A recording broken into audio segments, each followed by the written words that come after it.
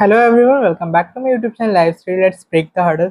सो जैसा कि आप सभी को पता है, एसएससी स्टेनोग्राफर 2025 का आज एग्ज़ाम ओवर हो चुका है और सभी ने सारी चीज़ों को देखते हुए पेपर दिया ही होगा। बहुत सारी प्रॉब्लम्स रही, बहुत सारे सेंटर्स बहुत अजीब लोकेशन पे रहे और कुछ शिफ्ट का एग्ज़ाम भी कैंसिल हुआ। आज 8th की फर्स्ट शिफ्ट का एग्ज़ाम कैंसिल हुआ था बिहार में किसी एग्ज़ाम सेंटर पे, मुझे पता चला। And the thing is that कि ऑलमोस्ट काफ़ी परेशानियों के बाद भी जैसे तैसे एग्ज़ाम को कराया गया, क्योंकि वी ऑल नो कि एसएससी स्टेनोग्राफर में थोड़ा कम मार्क्स बैठता है बच्चों का। सो कहीं ना कहीं उसे स्कैपगुट किया गया, लाइक यूज ही मान लीजिए, एक्सपेरिमेंट के तौर पे रखा गया। बट ठीक है, अब उस चीज़ों के ऊपर बात करके अभी तो हम फिलहाल कुछ नहीं कर सकते। तो as of now what I am discussing right now in my video कि हाउ वाज द एग्जाम, क्या क्या चेंजेस आए और क्या मेजर चेंजेस देखने को मिले और कौन कौन से लूपहोल्स आप सभी को देखने को मिले। सो फर्स्ट ऑफ ऑल अगर मैं बात करूं कि as of my personal opinion या मेरा पर्सनल जो रिव्यू है वो ये है कि मुझे इंफ्रास्ट्रक्चर पर्टिकुलरली जिस जगह मेरे सेंटर पड़ा था वो फिर भी ठीक था कंपैरेटिवली। बट जैसा और सभी के यहाँ से रिव्यू मिला, वहाँ पे जो देखा गया इंफ्रास्ट्रक्चर अभी भी उतना अच्छे से सुधार नहीं किया गया था। ओके, और फिर अगर हम बात करते हैं कि एग्जाम किस तरीके का था, क्योंकि इंफ्रास्ट्रक्चर उन सारी के ऊपर बहुत वीडियोस आपने देख ली होगी, मैं उस चीज़ को खींच के ड्रैग करके मुझे नहीं लगता कोई प्रॉफिट होने वाला है। So let's come to the point कि एग्जाम में हुआ क्या। तो फर्स्ट ऑफ ऑल हम डिस्कस करते हैं रीजनिंग सेक्शन से, जो सबसे ज़्यादा दुख देने वाला सेक्शन था, वो सभी को दिक्कत किया। सबसे पहले क्या हुआ कि रीजनिंग में 10 से 12 क्वेश्चन मैथ्स के इंट्रोड्यूस कर दिए गए और उसके अलावा भी जो और भी क्वेश्चन थे उसमें कुछ ना कुछ माल फंक्शनिंग थी या फिर किसी में डेटा मिसिंग था and many more problems are there like this. किसी में 3 ही ऑप्शन है, किसी में 2 सिमिलर ऑप्शन है।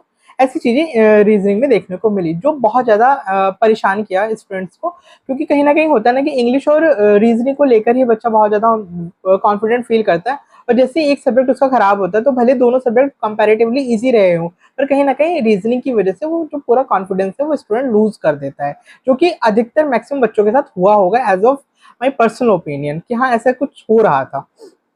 और सेकेंडली अगर हम बात करते हैं इंग्लिश सेक्शन की, तो इंग्लिश सेक्शन प्रिटी वेल था, कोई ज़्यादा मेजर चेंजेस नहीं देखने को मिले। बस पैराजम्बल्स में थोड़ा सा ही होता था, पहले लाइन वाइज लाइन आता था, like P Q R S ऐसे दे दिया जाता था, तो कहीं ना कहीं हमें इजी पड़ता था। बट वो अब एक ही रॉ में था वो पूरा, तो कहीं ना कहीं वो थोड़ा सा कंपैरेटिवली हमें दिक्कत क्रिएट कर रहा था। वोकैबुलरी ठीक थी, प्रीवियस ईयर बेस्ड ही था, कुछ ज़्यादा चेंजेस मुझे नहीं मिले। मतलब वोकैबुलरी को लेकर मैं बहुत ज़्यादा ये नहीं हूँ कि बहुत ज़्यादा हार्ड वोकैबुलरी, नॉर्मल वोकैबुलरी थी। अगर आपने थोड़ी अच्छे से प्रिपरेशन की होगी तो आप बहुत अच्छे से करोगे। पैसेज की बात करूँ तो पैसेज भी नॉर्मल थे, थोड़े से जो ऑप्शन थे वो बहुत ट्रिकी दे रखे थे क्लोज टेस्ट में। और मुझे लगता है एंटो सिनोनिम में भी ये प्रॉब्लम देखने को मिली कि कहीं ना कहीं जो ऑप्शंस थे वो बहुत क्लोज दे रखे थे। क्लोज क्या बोलूँ, दो सिमिलर ऑप्शन रखे हुए थे एंटोसाइनो में भी और होमोनिम्स। अगर आपने नहीं देखा हो, होमोनिम्स भी इस बार आए थे जो इंट्रोड्यूस किए गए थे। तो उस चीज़ों की वजह से थोड़ा सा पेपर में थोड़ा बहुत चेंजेस किया गया, बट ओवरऑल इंग्लिश का जो लेवल था वो प्रिटी गुड था, करा जा सकता था, उसमें अच्छा खासा अटेम्प्ट किया जा सकता। अगर हम बात करते हैं जीएस सेक्शन की, तो जीएस सेक्शन में 7 से 8 क्वेश्चनों में स्टेटमेंट बेस्ड क्वेश्चन किया गया उनको। और ठीक है, चलो थोड़ा चेंजेस तो आना था एडिक्यूटी के आने के तौर पर, बट ओवरऑल अगर मैं देखूं कि जीएस का भी लेवल ठीक ही रहा है, not that much good and not that much bad.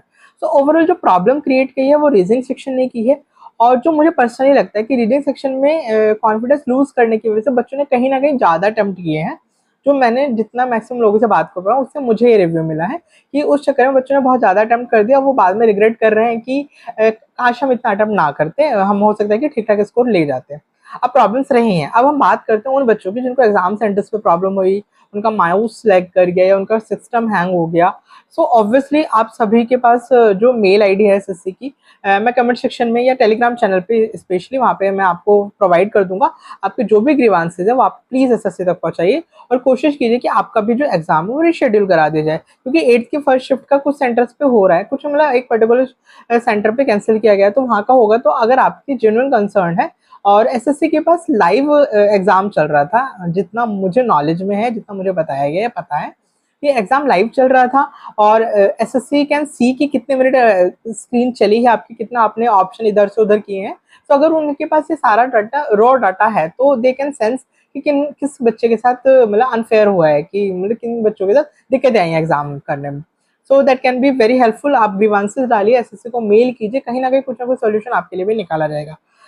और अब जैसे कि अभी आप सभी को पता होगा कि एसएससी सीजीएल का जो नोटिफिकेशन है, जो एग्जाम था वो कैंसिल कर दिया गया है एज ऑफ नाउ, और सितंबर के फर्स्ट वीक में कराया जाएगा। So this is all from my side कि किस तरीके का एग्जाम था। रीजनिंग काफ़ी ख़राब थी जो मुझे लगा पर्सनली, और इंग्लिश और जीएस मॉडरेट लेवल का था। So it is all from my side. Thank you for joining this session.